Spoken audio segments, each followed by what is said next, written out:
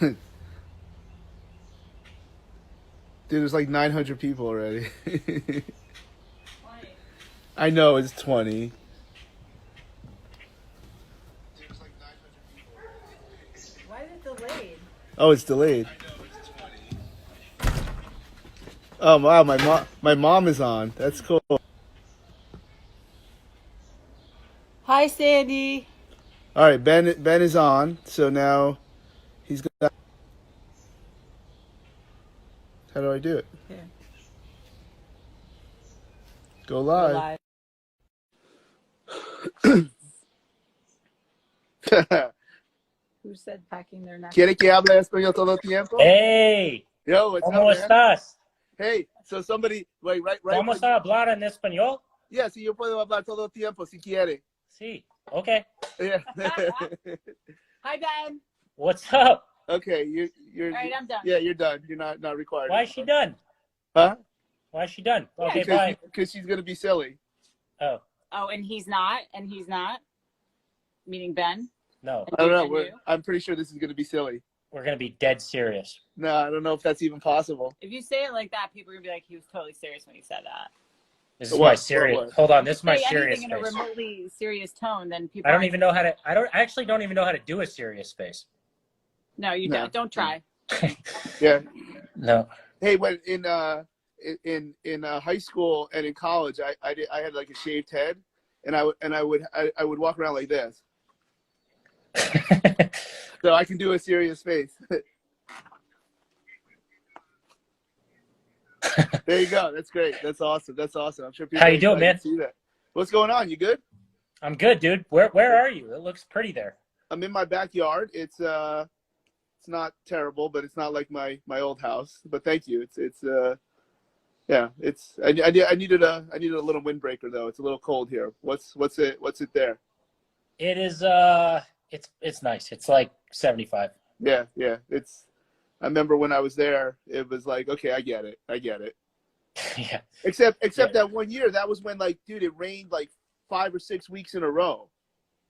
Yeah, and we get like very sporadically some crazy storms, but for the most part, it's like not really. Yeah. All right. Yeah. Cool.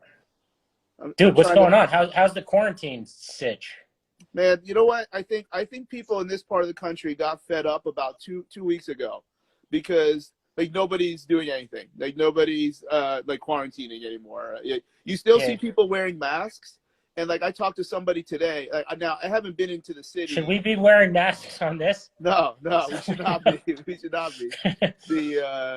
Like I have a mask in my car, and like I wear like wherever I'm supposed to wear it. I don't think it's that big a deal. Like people get all fussy, but like way more people are out. Way more people are on the road and doing like at stores and whatever. And I don't know if they're supposed to be open or not, but it definitely turned a corner. Yeah. Are you able to see people, or is it all virtual, or what is it? I have been able to see people from the beginning because as a physical therapist. Oh yeah. You're essential. Yeah, so that's probably a loophole. I don't think the government respects gains. I feel like trading's like essential, but like they just don't care about gains, I guess. So you want to? No, I'm not wearing this. Sorry, mask. This is lewd. Look at what she's got, man. Isn't it awesome? I'm not. No, I'm not. Oh my God, those are dicks. Yeah. Yeah, that's not good. Like that's like wearing. Totally fine. Why don't you wear like a Bart Simpson shirt that I'll you got be at honest. Seaside Heights? There is no way that I would wear that mask. No way. No way. Well, I did, and I wore it to the bank, and I think the woman was either pretending she didn't notice or oblivious, because it looks like She was for sure like side texting her friends, like, you're not gonna believe what this lunatic is wearing. Yeah, this white trash person is wearing this. So not white trash. I know you're not. Love you. I know you're not. She was for sure side texting about that. Yeah. I don't think you should wear that. Like, Yeah. it's a nice joke. Okay, that's nice. I like your opinion. Okay. Thank you. I was so yeah. I've been able to work and I see all of her clients that wanted to go in person. And you know, like I'm not that busy. Over the last couple of weeks, I've gotten very busy between virtual and in person. So Yeah. but I FaceTime like truly 4 or 5 hours a day. It's crazy. I see one client in person, and then the rest is on FaceTime. It's a weird dynamic, but it actually works well. Well, I think it's for people that have been doing it, is going to become part of the normal way of doing things, and I think that'll probably mess with people's, their business space. Like they have a lease for a certain amount of square footage, but now they're not going to need it. So it's interesting how that'll how that maps out. Okay. But like today I saw 3 people in person. So yeah, for sure. But do you think most of the people are in here are trainers or physical therapists or both? I don't know. Probably not physical therapists. They don't like me, but I don't know how physical therapists don't like you. So here's what's interesting. No, they actually don't, because wait, why don't they? Aren't you? I mean, you're a physical. Yeah. That doesn't make. I guess trainers don't like me either.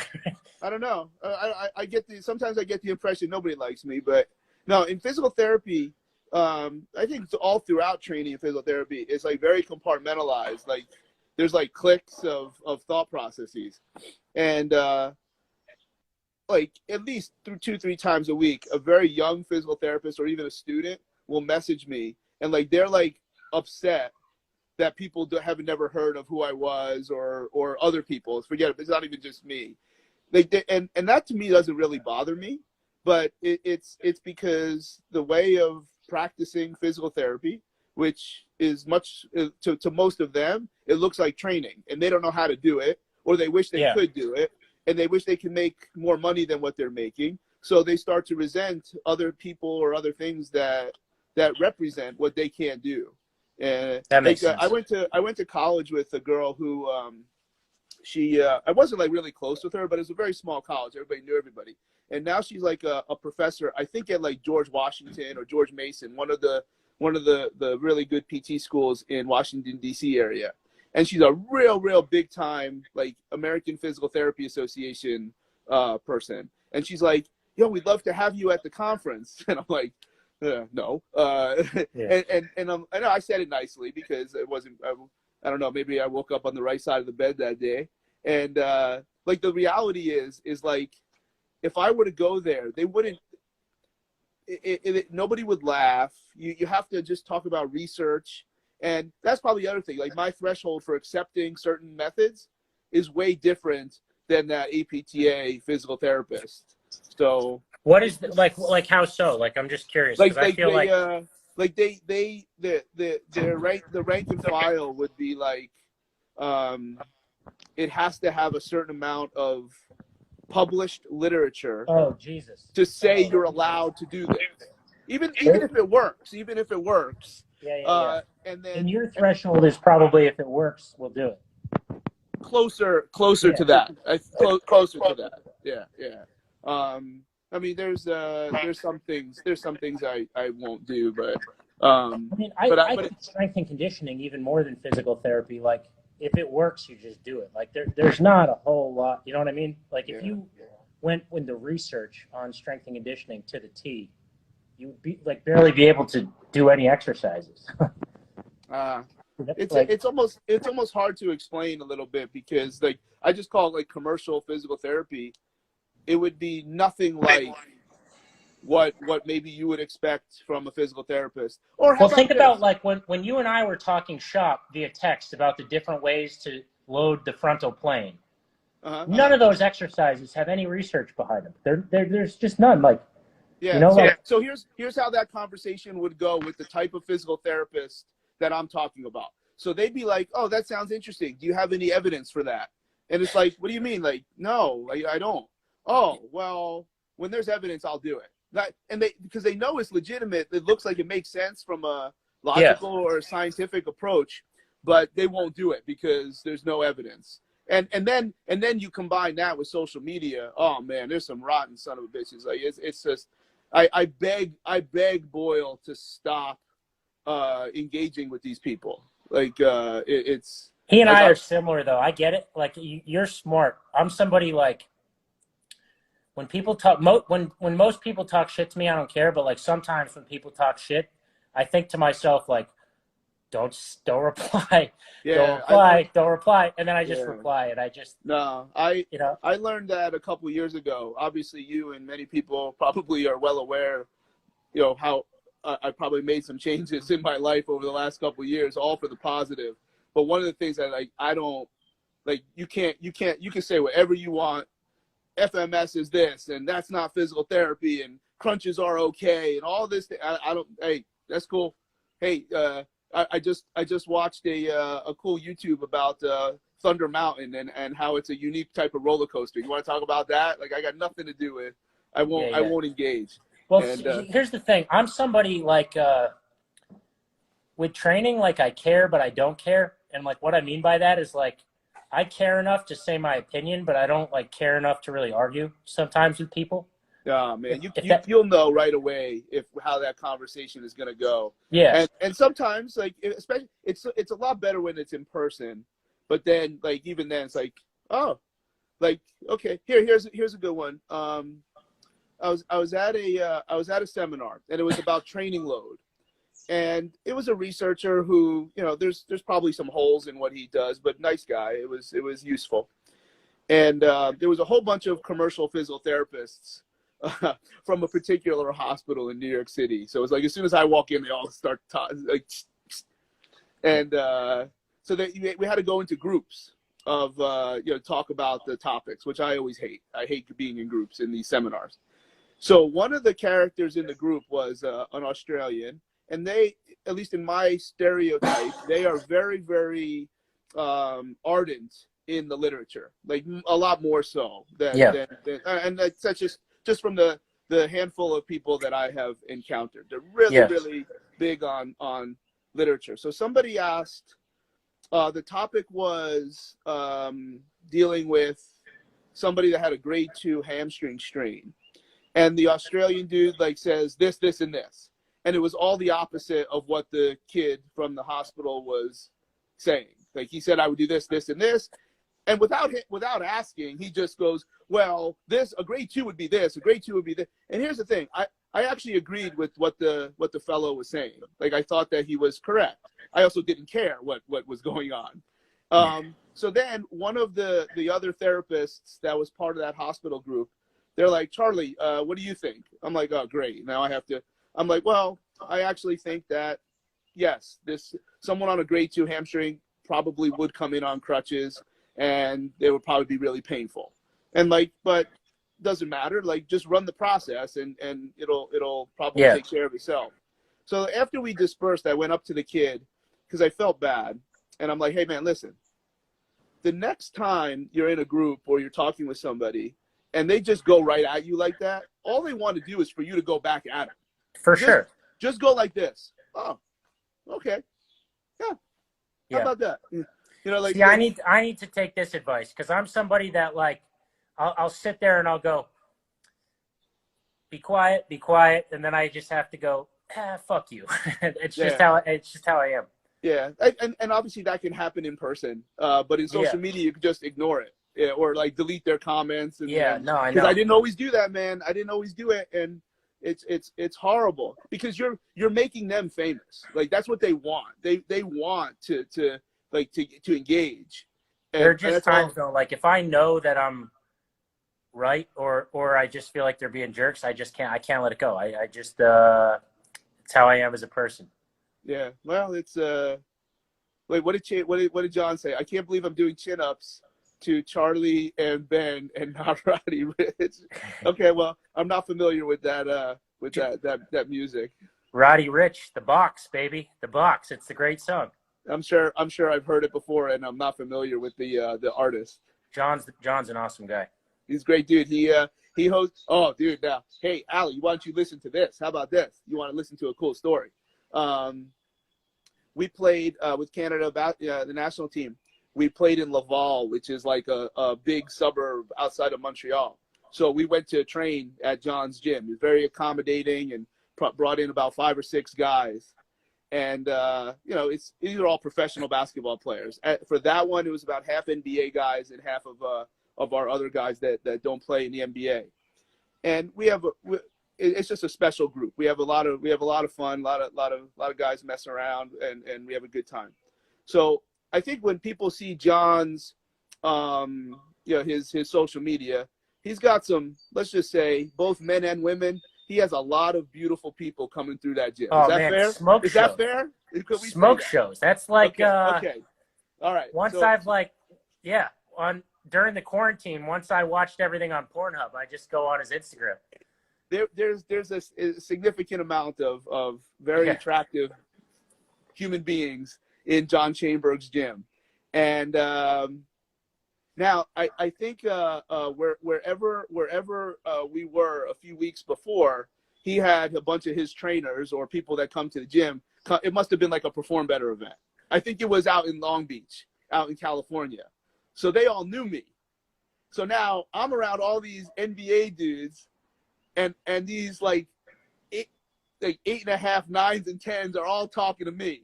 And that became like the story the whole rest of the trip, that all these girls want to talk to me, but they didn't want to hear from any NBA dudes. Attaboy. No, that was fun. That was a lot of fun. Attaboy. Earmuffs, Allie. Earmuffs. Yeah, I'm sure she'll, because I think this is delayed for her taking it in the house. So it's I'm sure she'll come out here as soon as she hears. All of a sudden, I'm going to see you get hit with a shoe. Yeah, she's going to come with a frying pan. So, I don't know. People don't know, but we talk quite a bit, and I've known you for what, at least 10 years. Yeah, probably before a lot of people were familiar with you. So you messaged me the other day and said that some of our recent conversations said that you just got back into lifting. So I just got back into lifting?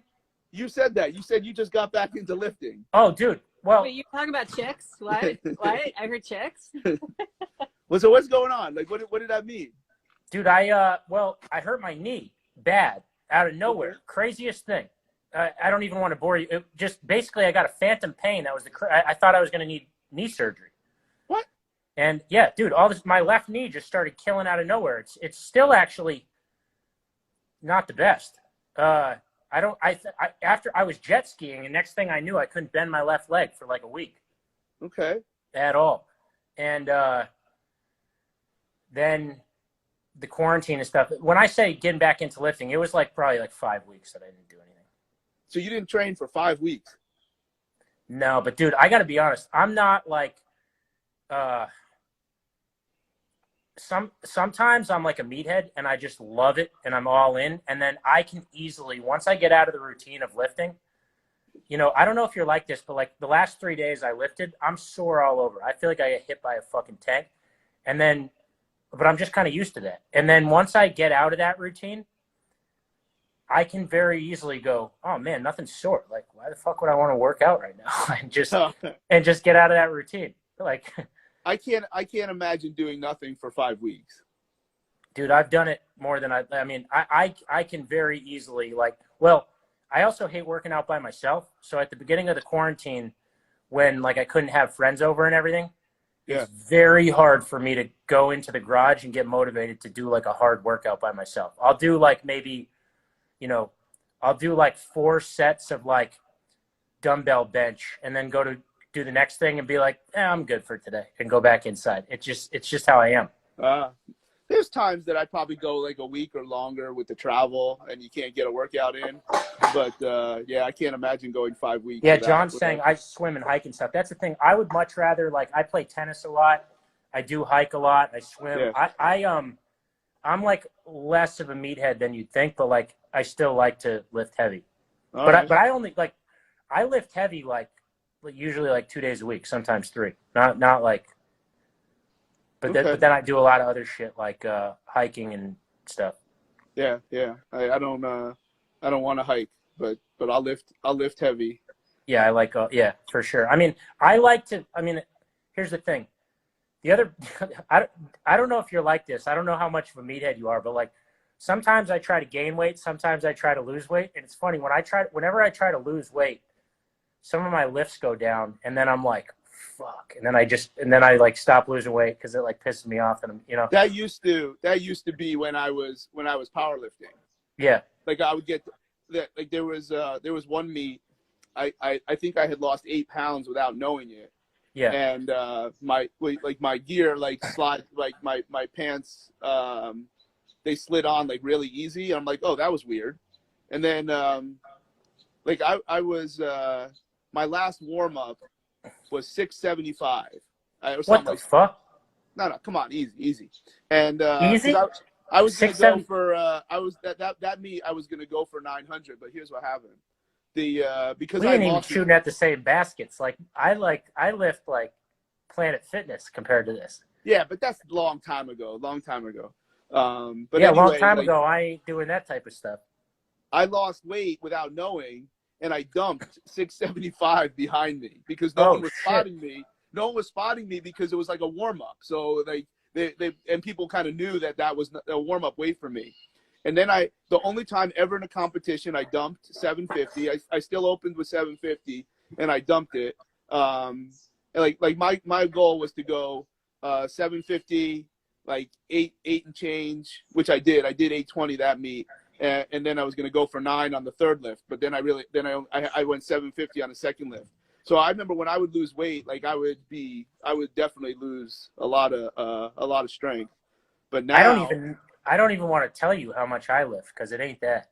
Yeah, but you got all those circus lifts. Like you wear like 3 weight vests and a dumbbell on one side and a kettlebell on the other side. I'll tell you what, if there was a powerlifting competition where the big 3 was weighted chin-ups,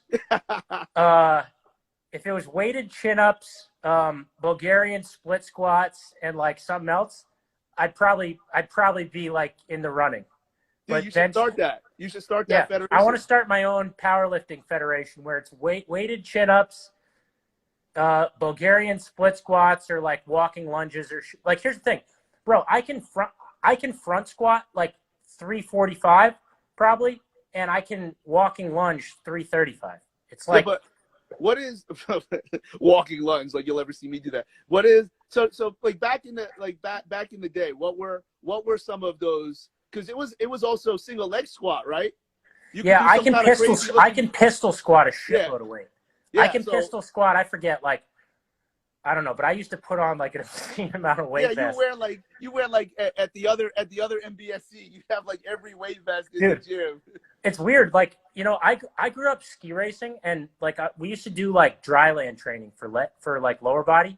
Yeah. And me and my next door neighbor, he actually ended up skiing on the U.S. ski team.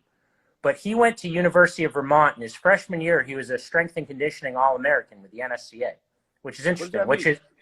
It's your clean bench and squat, like they added up. But his freshman year he squatted like over 500 back squat. All those skiers put up like big weights. That's wrong.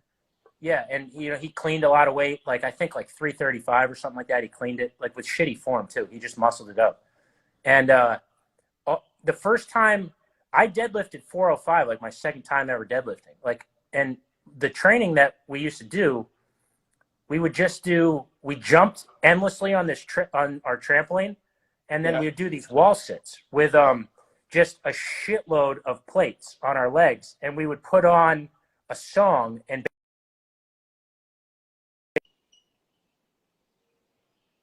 basically like a pretty silly system, but I can tell you, like, if you get two like kind of stubborn-minded athletic people, you actually gets pretty gnarly. But like that's what we did for like most of our, like, a lot of jumps in that. And then as I don't know if it was our training or maybe we both just happened to have strong legs or something, both of us when we started lifting put up like a ton of weight on lower body stuff.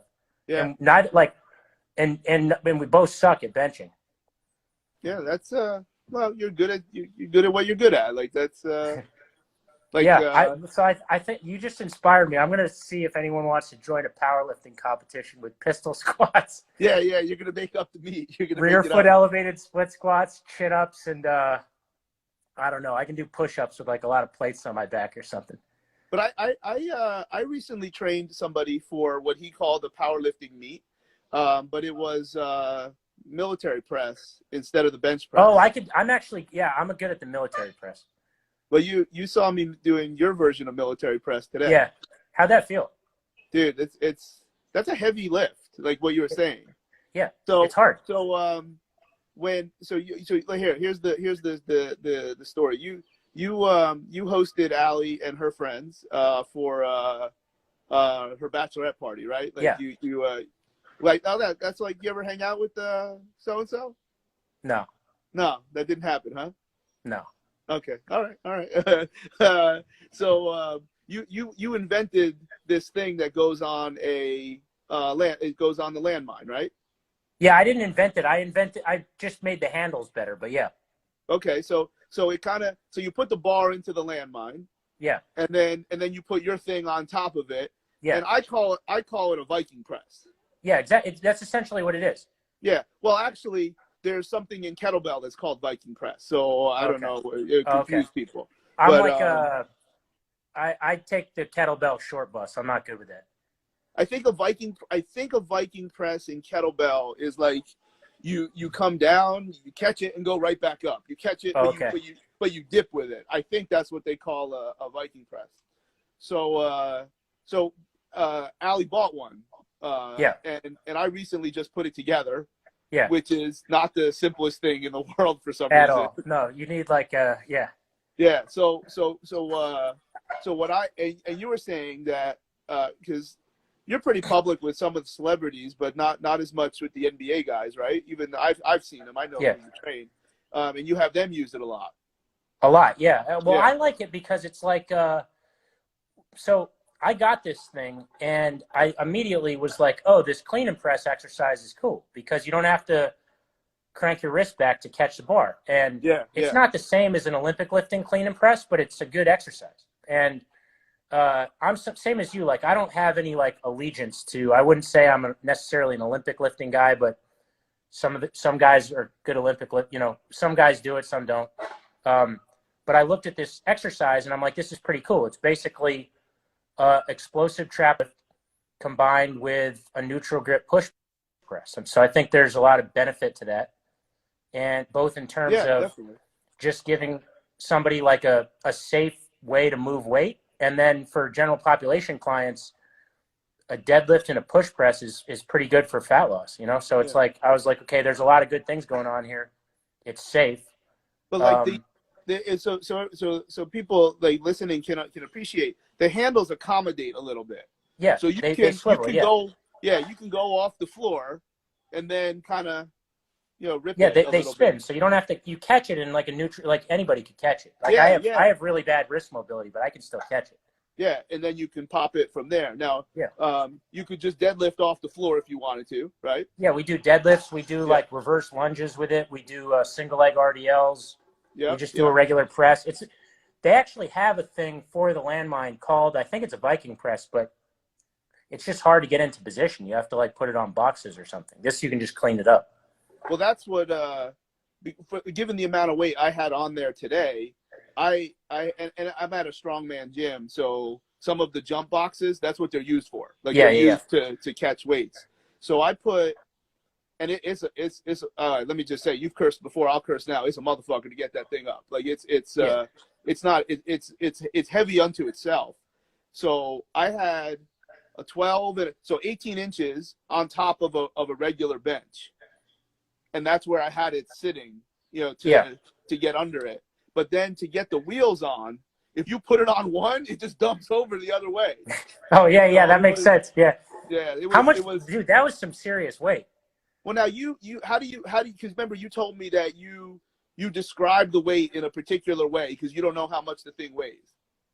Yeah, I have no idea. So all I count is the plate weight, because the unit itself is like, I think like, it's probably close to a trap bar. It's probably like around 45 pounds. The thing, might be. I know it's heavy and it's awkward. It's something. I mean, it's hard. But like here's once the thing. you lift with it, it does what it's supposed to do, because when you have it on a landmine, you do eliminate some of the planes. Like for sure. It's not like you're on a machine.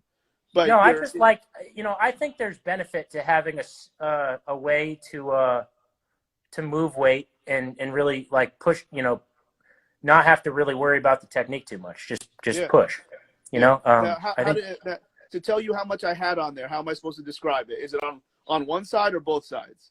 One side, I guess. Yeah. So I had 55. Yeah, that's good. That's real weight. So I was doing sets of 10 with that. Yeah, that's hard. That was a big set of 10 for me. That was work. Yeah. Now you have the NBA guys, and we had that interesting discussion where you have them go off the floor and do like the version of a clean and press with that, right? Yeah. And that's so we do a clean and press, and then the press is more of a push press. So it's so like my general population clients, we would probably keep the press a little stricter. Got athletes and guys that know their way around the gym, I allow for more wiggle room. What does that mean? You mean like they can dip down and pop it? Yeah, like the basketball guys. I let them dip down and pop and kind of just like muscle it up. Yeah. And you can kind of just develop. When you train enough people, you just have an eye like this person is like fine. Like you just know good form when you see it, and good form for like somebody that's advanced doesn't always look like textbook, but it does for heavyweight. You know what I mean? Yeah. Well, I work sometimes a push press, could actually come before a strict press, to improve stabilization at the top. Yeah. So, that makes sense. Yeah. If you're looking to, if somebody just cleared their shoulder and they're feeling better and they're ready to go overhead, they've done a few things. Sometimes I'll have them start with a push press. So like pick a weight that they can't get, and then they have to throw it. Yeah. So that they can practice in that most precarious position, and start to learn how to hold heavy weight over their head. Yeah, that makes sense. So I tend to with general population clients start things like slower and then add speed as we go. But yeah. This is one case where I might do the opposite for some people. Sure.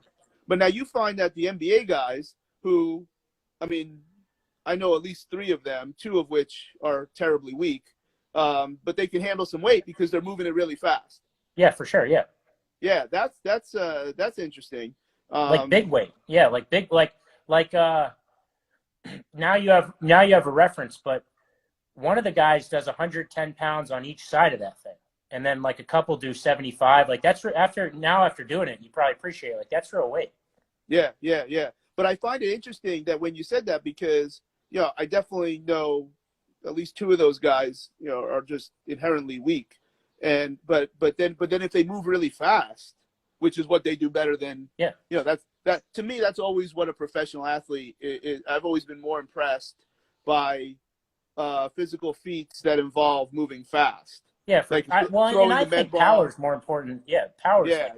So they can actually, but like maybe if you made them go slow, they probably couldn't do 60% at all. Yeah, for sure. Yeah. I thought that was real interesting. Here's the comments haven't scrolled here, so I'm looking at Blake's comment. He's asking about Olympic lifts in youth to collegiate level athletes. If somebody can get into position to Olympic lift, I don't see any reason why they shouldn't. I've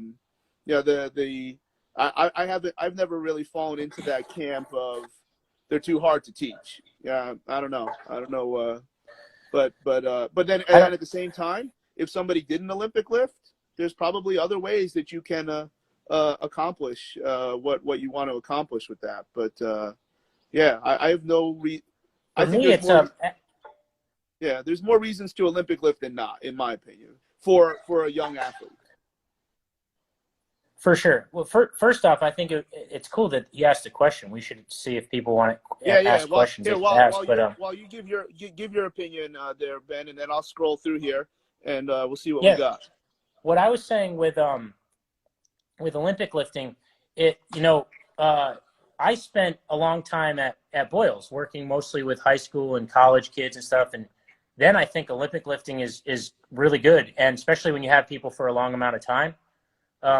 For me, it all comes down to like the setting and in the sense of a lot of the time now, I don't know how you feel about this, but like with pro athletes, I have them for a very short amount of time each year. And so usually the guys that have Olympic lifted in the past will do it. Like I see a lot of value. The guys that haven't, I don't, because I feel like by by the time we start, they leave. And it also kind of depends on their injury history and stuff like that. But I think for high school and college guys, and that's the thing about, like, I don't know if you get this. People always ask me, like, how do you train pro athletes? And it's like such a hard question because, like, this past summer, I had a guy who was 37 that, like, was getting Regenikine in his knees every offseason. And then I have a guy that's 20, like, with no injuries. It's a totally different story. Yeah. That's it's like they both ostensibly have the same job, but, like, we're not doing the same thing. Yeah, but, like, what does professional athlete mean? I mean, there could be somebody who's 37 who's hanging on. It could be somebody who's one and done. But when it comes to basketball, that's one of the four main lifts. The hang clean is if you start teaching it young enough, this isn't an issue. Whereas the basketball players jump. One of the best exercises to improve jumping is Olympic lifting. And to be able to create all of this collagen in this position, I find that also to be hugely valuable for being able to hold the ball and then get fouled or be fatigued. So and that's why we do front squats. The four exercises for basketball, basketball players run, they jump, they reach, and they move sideways. Okay, so we're gonna hang clean, we're gonna front squat, we're gonna do some kind of overhead press, and we're gonna do side squats that we have talked a lot about. I would do them a little differently than how you're doing them. Some of these other Olympic lifting questions, thoughts on kneeling dumbbell cheat clean. I don't know what that is. I could guess, but I don't know. Okay, so if we're kneeling, maybe if somebody's in a boot, like maybe if they have a foot problem, maybe you'd kneel. But I don't know, like a dumbbell cheat clean, would that be the only time I think you do a cheat clean would be to get the dumbbell up here to press it? Yeah, that doesn't make sense. Well, I'm sure if we saw it, it would be, it might make more sense. But what else? We do dumbbell snatch. I like the dumbbell snatch. Yeah. So like when I name those four lifts, then there's a lot of reasons to pick other things. So this is, so here, this one's for you. This dude doesn't want to hear from me. I've only been in basketball 23 years. So here, Ben, do you believe the training the triceps are super important for a basketball player to develop shooting range because shooting form mimics a tricep extension? You go ahead, man. You got that one. Do you believe that training the tricep? No, I don't believe it's super important. I mean, we press, we do a lot of. He continues. He said, not only train the triceps, but have a little more of a focus on them. We don't have much of a tricep focus with the basketball guys. I mean, we I guess we do in the sense that we try to, press and overhead press big weight, but that's it. Yeah. I don't. I know he only wanted you to answer, but no. Like, take. I'm pretty sure some of these launchers in the NBA that weigh about 208 pounds can shoot from 40 feet and make it look like they're shooting from 15 feet. Pretty sure they can't do much with their triceps. These are. I mean, the biggest thing is having such a big hand and you have a lever. I bet Trae Young does tricep extensions with the 20s. yeah, I bet that's and he's gonna make shooting from 40 feet look like it's shooting a free throw. Yeah. That's one thing that I have found. My first year in professional basketball as a trainer or a coach was 1998, and I think there's only been a couple years since then where I didn't do anything in basketball. The lifting, you can be one of the best players to ever live and not do anything in the weight room, and that's just the truth. Yeah, now, that doesn't sure. mean I'm not saying you shouldn't do that. Yeah, and I look back at part of my story for telling that is a lot of the things that people think they know about Allen Iverson are completely false. But one of the things is that he didn't do anything in the weight room. And, that's just how it is. And at the time, I would say from my times, I would say he's the best athlete I've ever seen. Like the most talented athlete to ever live. Not Wasn't the he best, like one of the best high school football players too?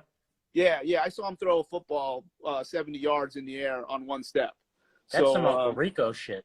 Yeah, he was special, and not the best player, but I would say the most talented player, and he never did anything in the weight room. I mean, who do we think that is now? You think that's Russell Westbrook now? I don't know too much. I mean, I know he put some work in. I don't know if he lifts intelligently, but I know some people that work with him that I respect. So I'm sure at least when they're working with him, they're not doing foolishness. No, I just think it's just the way basketball is, and I have an old Georgetown Iverson jersey from back in the day. He was like one of my favorite. Yeah,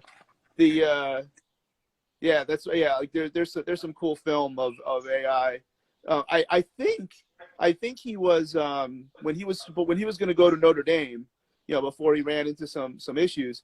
I think he was going to play basketball and football at Notre Dame. That's crazy. And I don't know if that ever would have worked out, but that's a. But my point is just, and look, there's many guys that just don't do anything in the weight room, and they don't do anything intelligent when they are in the weight room, and that's why when you can get them when they're in town, however long they are, or even if they're just coming to hang out in that area, to be able to learn some things that can help them, and that's. Because what I also believe is that maybe if I, instead of being 26 or 27 and was 36 or 37, maybe I could have gotten Alan to do something in the weight room. Maybe he would have lasted longer. Maybe he would have had money for another 3 years or something. And I look back at that like I don't know, but I think I definitely think, because this is actually the question here. I definitely think if the weight training can elongate your career for a number of reasons, not just from being strong in the weight room. There's a lot of things that weight training does in terms of adaptations that can help you be resilient and durable. But it may not make you a better player. And if you do it stupidly, it might make you a worse player. And that is for sure. Yeah, that's. And then you've probably, I mean, if you did powerlifting, you probably noticed this too. But like, I went through a phase where I made myself worse athletically, like in like my meathead phase. Absolutely. Well, I probably like one day, if I have children, I'm going to have to train very differently and spend a lot of time with a manual therapist and to get my shoulder to throw, because if I threw 20 minutes right now, my elbow would probably be screaming. But that's the other day. I took a bunch of serves in tennis, and my shoulder was like, "Nah, man, don't do that." So, but you trade that. You trade, I had my bench was not as big as my squat, but I still benched. If I say it, Connor Carrick is gonna comment again, so I'm not gonna say how much it was. But it was more than double my weight. My bench is like embarrassed. Like there's a reason all like my videos are like chin ups and legs, because my bench like would get me just ostracized from the meathead community. It's not great. When you're training people in your garage, you don't have anybody bench. We do dumbbell bench, but we don't bench that. We do. I mean, we go up to 100-pound dumbbells. But like actually, whenever I go lift with Don, we'll bench, and like in my head, I'll be like, oh, I'm gonna like work up and do 225 for like 10 or something. I think the most I've ever done 225 is like 12 reps. So in my head, I go, oh, I'll work up and I'll do like 155 for 10, 185 for 10, whatever, just 205. You get working up, dude. The last time I benched, I got like 185 for 9 or like 185 for 8 or something, and it was just like, this shit got bad real quick. Since I trained by myself more recently over the last couple of years, my better bench numbers are with dumbbells. Yeah. I just like dumbbells better, but here's like you just like what you're used to, I guess. I don't know. The bar feels awkward to me, but when I use the bar a lot, then it doesn't feel awkward to me. I have always been like, I was always like, if I'm not good at something, then I do it all the time, and I actually get like really good at it. And that's now. See, you have the good attitude. When I suck at something, I'm like, yeah, I ain't doing that. And then I just always suck at it. Like I hated the safety squat bar. Absolutely hated it. And then I just used it every week, and I got to be pretty good at it. I just skip it. That's the whole thing. That's the whole thing, man. I live with my buddies, and if they can't come, I skip it. But like, it's really hard for me to like I guess I should have a trainer in that sense. Like somebody make me do the things that I don't like, but I just would never hire a trainer. Hey, there's a couple other questions. So this fellow, he's asking about KD and his Achilles. You know, look, when you're not, neither of us are there. Like, unless you're there and you know everything, there's questions that I have. You know, if I was in the media, I would ask certain questions, and they probably wouldn't answer it. But you know, he's back. I'm sure he could play right now if he wanted to, and hopefully he's entertaining for everybody. But you know, that's a weird situation there. But when you're not there, there's no opinion or commentary that's valid. It's a really effed up thing when you're not there, and then people say, "Oh, he should have done this or he should have done that." Dude, you're not there. You don't know what they're doing. It's not such a good thing. Soccer players exhibit lack of hip internal rotation. Baseball lack of glenohumeral internal rotation. Are there similar anatomical structural adaptations you see in basketball players besides being effing tall? Definitely loss of not only ankle dorsiflexion, but all mobility throughout the foot and the big toe. That's very stereotypical in terms of a beneath particular standard. What else? What else do you see? That's the big one. Yeah, that's the. You'll see guys that are stiff in all directions, but it's not stereotypical. Like some guys can put their wrists to the floor, and other guys can't do anything. Yeah, and I think too, just based on size, like I think a lot of new. It was actually very, you know, when I worked at Boyles, I didn't train any basketball players.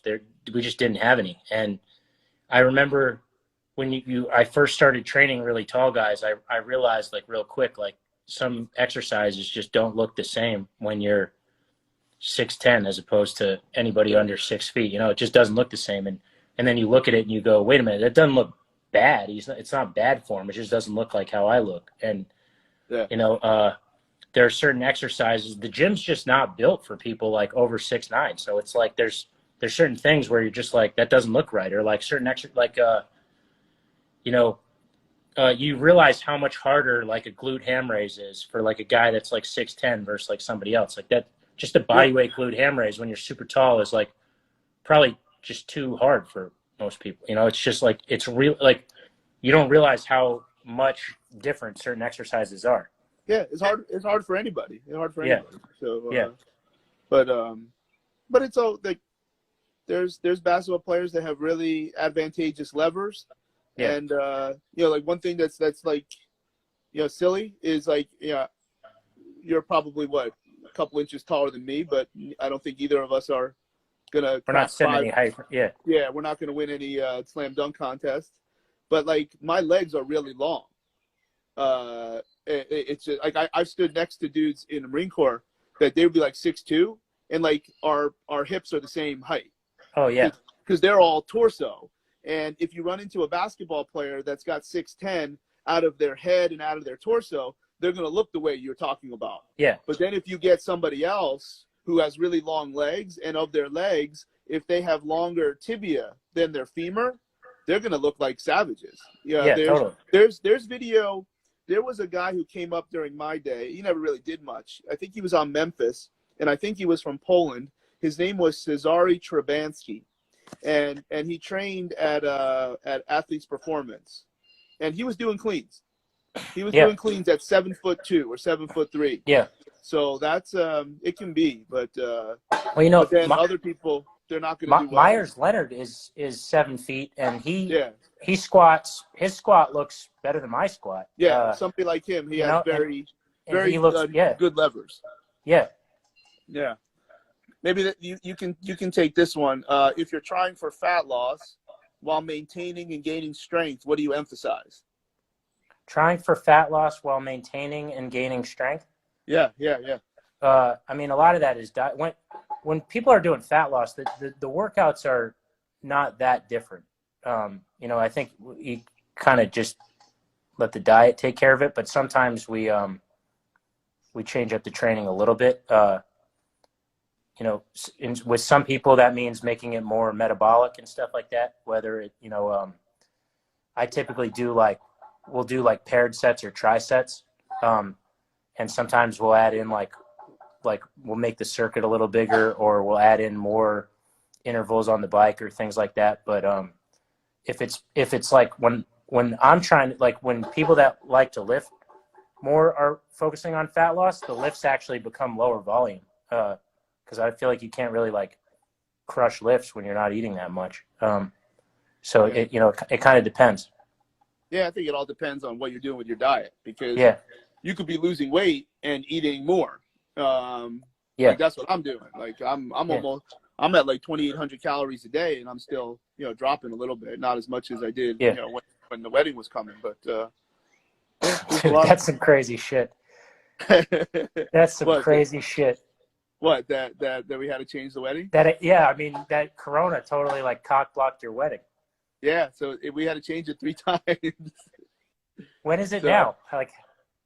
April of 2021. Jesus. I mean, we probably could have done it sooner, but then I have every week I travel during NFL, so can't do it. But what do we got here? What do you recommend for people with multiple shoulder surgeries, rotator cuff, blah, blah, blah, to build back the feeling of stable, secure when doing exercises like chest fly? All right.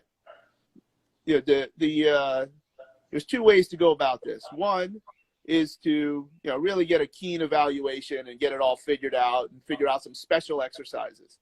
The other one, which is somewhat viable but doesn't always work, find the exercise you want to do, get the heaviest weight that you can use that feels pain-free and perfect form. It usually won't be a lot of weight.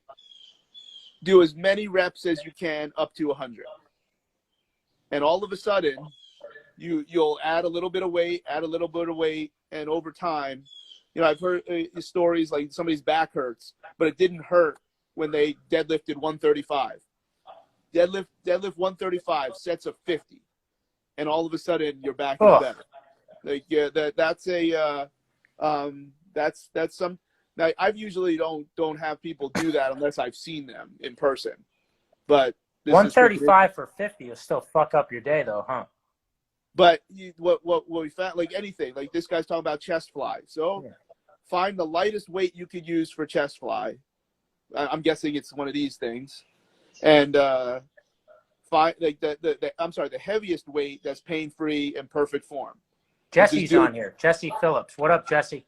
Do it for pain. Do that as many to failure up to 100.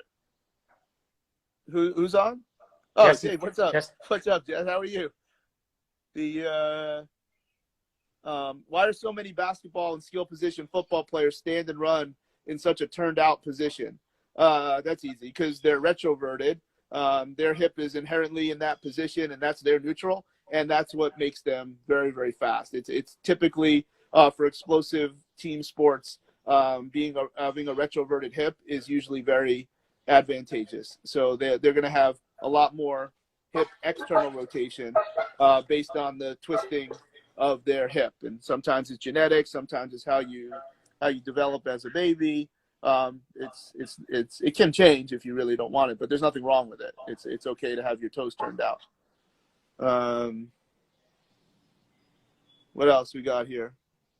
Maybe in the case you're talking about right now, would you implement tempo work such as what's GVT? What? JL, tell me what GVT means. GVT is German volume training. I would not do that. No, I would not. Okay, I know what German volume training is. Yeah, I would not. That would not fit into that.